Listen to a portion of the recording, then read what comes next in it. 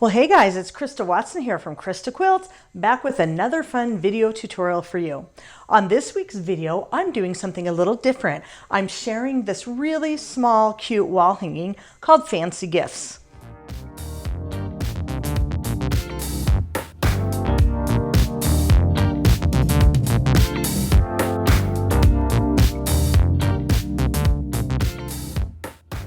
Now, normally, if you've watched any of my videos in the past, you'll see that I like to make nice, big, beefy, full-size quilts and quilt them on my domestic machine.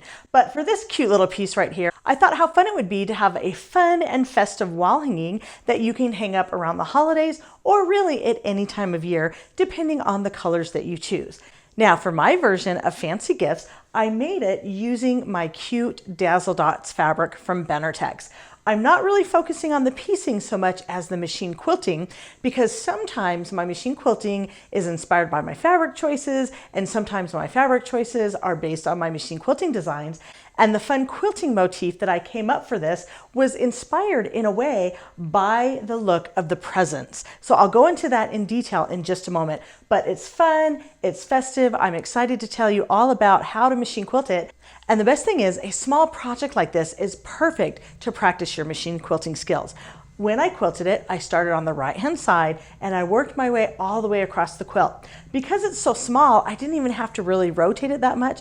And because it's made from fun, busy fabrics, I was able to stitch an edge-to-edge free motion design, which adds lots of texture and yumminess to the quilt. Stick around to the end of this video where I tell you where you can get a copy of the quilt pattern and the kit. Now, as you can see, as I lay down these little Fancy Gifts quilt blocks, you can see they're made from a variety of really fun colors. The fabrics I'm using, my Dazzle Dots collection, they're pretty busy and these blocks are small. And what that means for your quilting is that whatever you do for your quilting design, you're not really going to see it. It's not going to show up that well. So in this case, I decided to choose an edge-to-edge free motion quilting design. And because the fabrics are so busy and colorful and bright and fun, I decided to use my Aurifil variegated collection of 100% cotton in the 50 weight.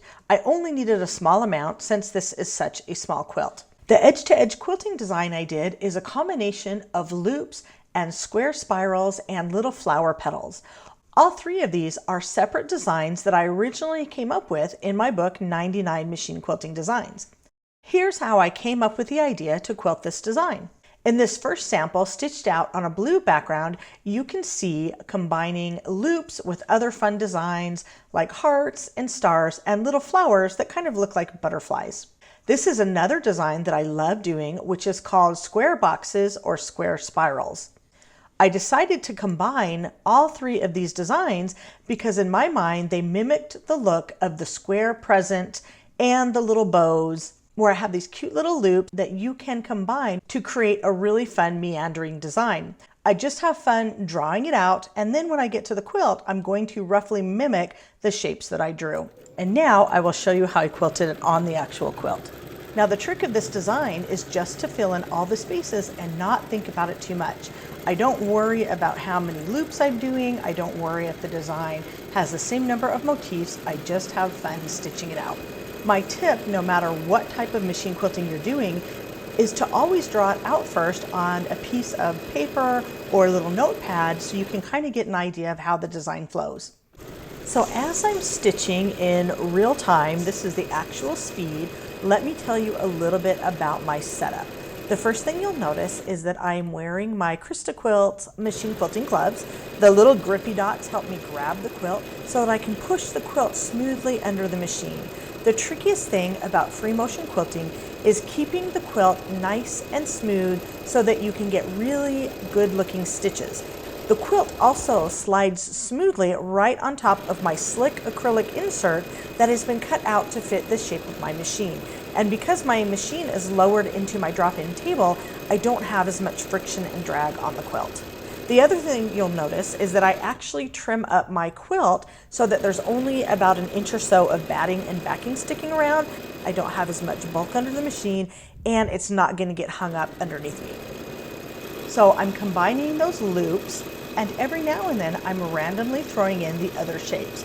So I've got some little flowers that kind of look like butterflies. I've got some of those square spirals that remind me of the presents, and then I just put it all together with lots and lots of loops in between. Notice how in this close-up section, as I get to the edges, I don't have a whole lot of room to hold on to, so my fingers with those little grippy dots can kind of grab right onto the edge of the quilt and keep it from flapping underneath me. Also, when I basted the quilt, I used a natural fiber batting that clings to the quilt, and so again, everything is just working nice and smoothly together. Once I feel like I'm starting to reach or I'm not in a comfortable position, I will stop with my needle in the down position, take a quick breath, and then I will move my hands to another position.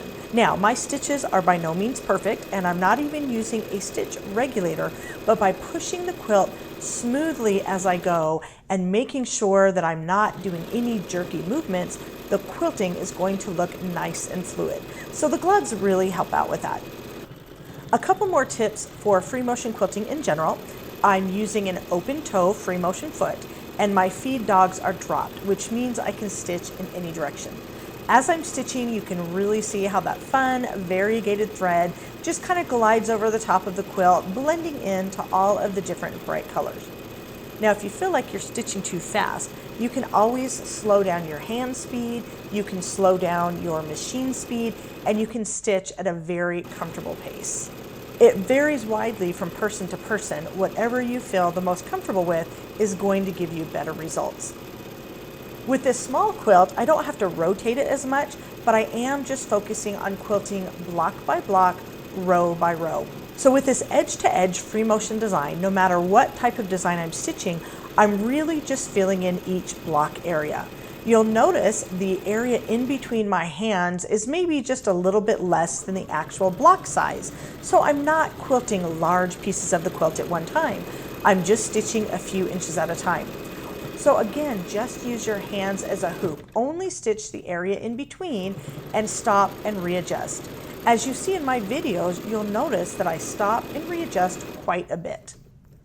Like I said, so far I have been stitching at actual speed this entire time, but now I'm going to speed it up for you so you can kind of see what that looks like from a little bit of a different angle. And now if I get worried that I'm going to run out of bobbin, I'll just stitch off the edges, put in a fresh bobbin, and keep on going. But here's a little bit of a troubleshooting tip. Just in case you break a needle or if you run out of thread, you can always continue quilting where you left off. Especially on a busy quilt with a variegated thread color, you can just stitch on top of your previous line of stitching, maybe take a couple of locking stitches in place and keep on going. However, if you are going to do a design where you know you're going to start and stop, if you do that in a seam, it becomes much less noticeable.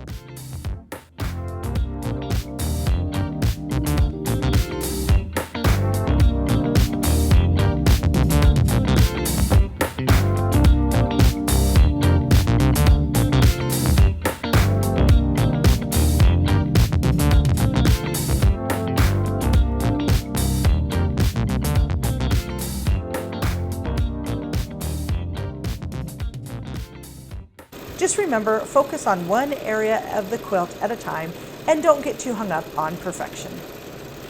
The best thing about practicing a fun free motion filler design from edge to edge across your quilt is by the time you're done stitching the quilt, you'll be an expert at that design.